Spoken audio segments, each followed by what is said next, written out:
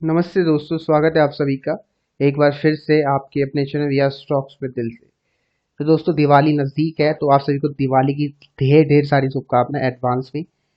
और साथ में आप लेके चलता हूँ कुछ स्टॉक्स के बारे में बात करेंगे। जैसे आप सभी को पता है, रिजल्ट्स नज़दीक है, बहुत सारी कंपनी आउट हो चुके हैं लास्ट डे, और उन्हीं में से कुछ कंपनी जिसके बारे में बात करना चाहूँगा। पहले आपको दिखाता हूँ मैं किन किन स्टॉक्स के बारे में बात करूँगा यहाँ पर जिनके नंबर्स आउट हो चुके हैं। तो दोस्तों, आप सभी को दिवाली की बहुत बहुत ढेर सारी शुभकामनाएं।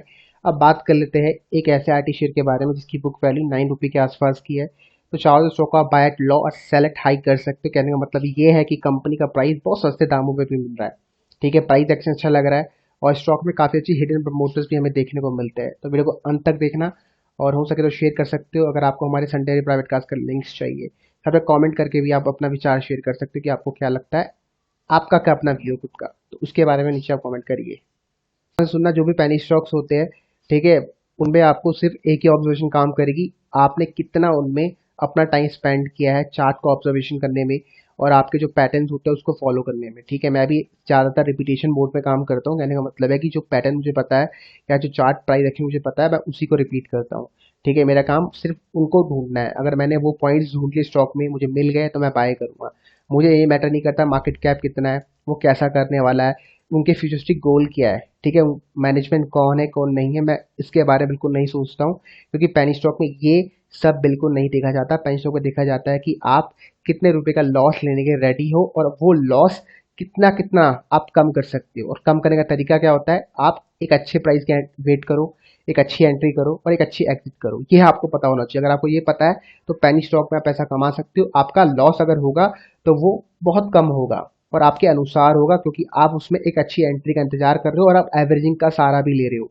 तो ये सभी पैकेज को हम मिला के पैनी स्टॉक में पैसा डालते हैं। समझ गए? कभी भी मैं एक एक स्ट्रैटेजी फॉलो नहीं करता हूँ कि भैया ये स्ट्रैटेजी थी मैंने बाय कर लिया, कि भैया स्टॉक में सिर्फ बुक वैल्यू हाई है तो मैं बाय कर लूंगा। नहीं, बहुत सारी चीजें होती है जो मैंने आपको पूरे पैकेज बताया ना, बहुत सी चीज देखनी पड़ती है।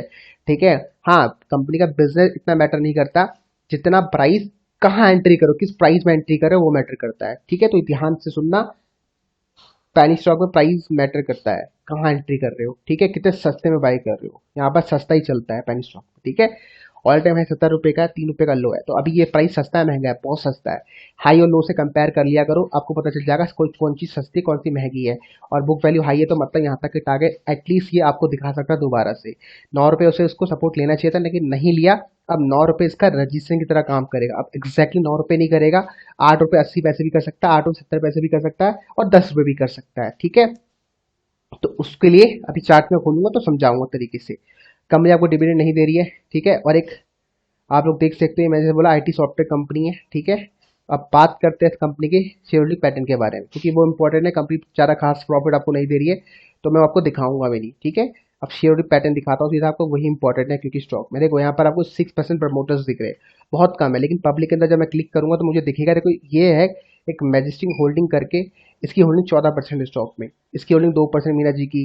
ठीक है, और यहाँ मोदी जी की भी होल्डिंग 2% है। तो ये सबकी होल्डिंग अगर मैं एड ऑन करता हूँ तो आई से कि यहाँ स्टॉक में मोर देन 40-45% के आसपास प्रमोटर्स की होल्डिंग है, जो हिडन प्रमोटर्स है।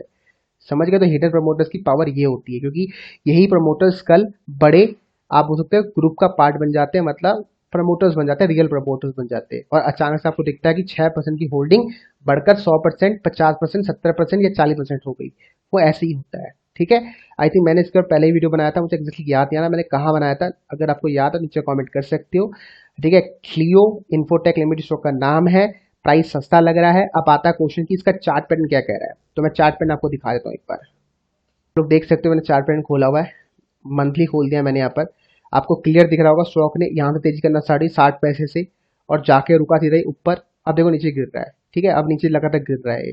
ठीक है, तो यहाँ जब भी ये ऊपर भागता है तो ये नीचे गिरता है, 100% गिरता है, आप इसको बाय मत करो। ठीक है, अभी देखो स्टॉक का सपोर्ट का बनता है, मल्टी सपोर्ट गिरा, ये 16-17 का मल्टी सपोर्ट है। मैं आपको सजेस्ट करूंगा, अगर इस स्टॉक आपको 2 रुपये मिलता है तभी बाय करना, अभी बाय मत करना। ठीक है, मैं यही सजेस्ट करूंगा, बाकी आपकी मर्जी, अगर आप बाय करना चाहते हो कर सकते हो। अगर मैं आपकी जगह होता तो मैं स्टॉक को 2 रुपये और 3 रुपये के प्राइस में बाय करता, इससे पहले मैं बाय नहीं करता। तो मेरा स्टॉक का प्राइस 2 रुपये और 3 रुपये के बीच में, इसमें मैं स्टॉक को बाय करना पसंद करूंगा। सबसे बेस्ट प्राइस 3 रुपये है। और अगर मैं यहाँ पर गेम देना चाहता हूँ, मतलब मुझे मुझे खुजली हो रही है कि भैया मुझे यहाँ बाय करना है, तो मैं क्या करूंगा, मैं इसी कैंडल के आसपास स्टॉक को बाय करूंगा और ये 4 रुपए का लो का स्टॉप लॉस लगाऊंगा। जब तक 4 रुपए के ऊपर ट्रेड कर रहा है मैं स्टॉक को होल्ड करूंगा और बाय करूंगा। अगर शॉर्ट टर्म गेन के लिए बाय करना, अगर पेशेंस नहीं है आपके पास, ठीक है, तो यहाँ बाय कर लो, लेकिन स्टॉप उसके साथ कर लो। लेकिन अगर पेशेंस है तो 3 रुपए सबसे अच्छा प्राइस है। अब आप बोलोगे आएगा, उसके लिए इंतजार करोगे क्या? इंतजार करोगे तो 2 रुपए भी आएगा, ठीक है। 3 रुपए सबसे अच्छा प्राइस है। यहाँ से आपको 100% प्रॉफिट होगा जितना आप चाहते हो, ठीक है। 3 रुपए से स्टॉक आराम से आपको 8 और 9 रुपए का टारगेट दिखाएगा जो मैंने बोला है, ठीक है। तो पैसा हमें डबल ट्रिपल भी हो सकता है, लेकिन 3 रुपए सबसे अच्छा प्राइस है स्टॉक का, क्योंकि एक मल्टी सपोर्ट है। 18, 19, 20 का ऑलमोस्ट 3 साल का ये सपोर्ट एरिया है। तो यहाँ पर ये प्राइस आ सकता है 101%। क्यों आ सकता है? उसके पीछे का रीजन समझो अब।